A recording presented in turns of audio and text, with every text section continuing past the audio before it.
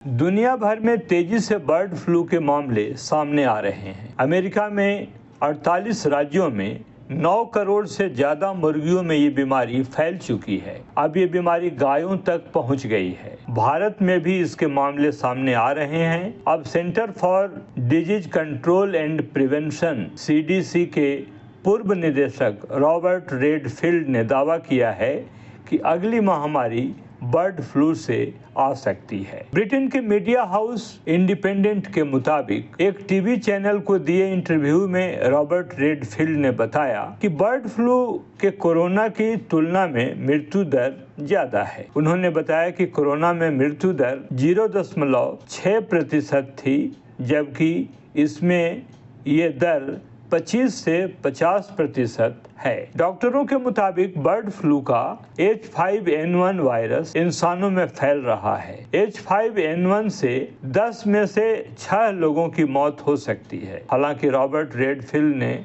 यह नहीं बताया कि बर्ड फ्लू महामारी में कब बदलेगा। बर्ड फ्लू इन्फ्लुएंजा वायरस से होने वाला संक्रमण है। यह आमतौर पर पक्षियों और जानवरों में फैलता है। कई बार यह संक्रमित जानवरों के जरिए इंसानों में भी फैल सकता है। बर्ड फ्लू के कई वेरिएंट काफी घातक होते हैं। हालांकि H9N2 के मामले में बहुत गंभीर समस्याएं देखने को मिली हैं। इन्फ्लुएंजा वायरस 4 तरह का होता है: इन्फ्लुएंजा A, B, C और D। इनमें से ज्यादातर एवियन इन्फ्लुएंजा वायरस इंसानों को संक्रमित नहीं करते। हालांकि A H5N1 और A H7N9 से इंसानों के संक्रमित होने का खतरा रहता है। अब A H9N2 नए खतरे के रूप में सामने आया है। बर्ड फ्लू सबसे अधिक रेस्पिरेटरी सिस्टम को प्रभावित करता है। बर्ड फ्लू पक्षियों में पाए जाने वाले इन्फ्लुएंजा वायरस के जरिए फैलता है। अभी तक इंसानों में इसके एक व्यक्ति से दूसरे व्यक्ति में फैलने के मामले सामने नहीं आए हैं। फिर भी एक्सपर्ट्स को डर है कि कभी भी कोई ऐसा म्यूटेंट आ सकता है जो इंसानों से इंसानों में फैल सकता है। साल 1997 में हांगकांग में एवियन इन्फ्लुएंजा वायरस का इंसानों में पहला केस मिला था। यह H5N1 था और इसका डेथ रेट करीब 60% था,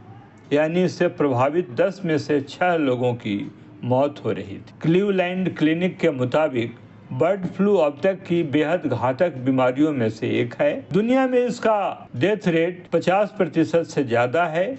इसका मतलब है कि बर्ड फ्लू से पीड़ित 10 व्यक्तियों में से 5 की मौत हो जाती है। बर्ड फ्लू के जिस नए वेरिएंट H9N2 को लेकर हम बात कर रहे हैं, इसकी पक्षियों में मृत्यु दर 65% के करीब है। इंसानों में अभी इसके बहुत मामले देखने को नहीं मिले हैं। जो मामले मिले हैं उनमें यह ज्यादा घातक साबित नहीं हुआ है। इन्फ्लुएंजा वायरस कई दिनों तक जीवित रह सकता है। H9N2 से संक्रमित पक्षी 10 दिनों तक मल और लार के जरिए वायरस फैला सकते हैं। इन्फेक्टेड सरफेस को छूने से भी संक्रमण फैल सकता है। पक्षियों और जानवरों का टीकाकरण करवाना इसकी सबसे बड़ी सावधानी है। इससे इन्हें बर्ड फ्लू होने का खतरा बेहद कम हो जाता है। इसके अलावा हम खुद भी कुछ टिप्स अपना सकते हैं। ध्यातव्य है, अगर हम पारंपरिक भारतीय आहारों को अपनाएंगे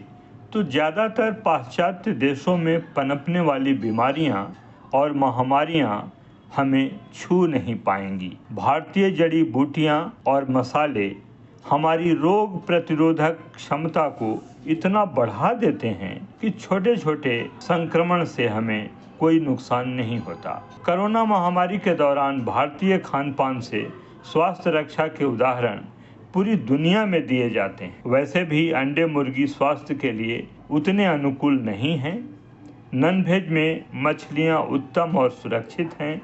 इसे डॉक्टर और वैज्ञानिक भी मान चुके हैं। बर्ड फ्लू से बचने के लिए सबसे पहले तो हमें मुर्गी पालन में सावधानी बरतनी होगी, क्योंकि वहां अगर लापरवाही होगी तो बर्ड फ्लू तेजी से फैल सकता है। बहरहाल, आप इस खबर पर क्या कुछ कहना चाहते हैं, खबर वॉल के कमेंट बॉक्स में जरूर लिखें।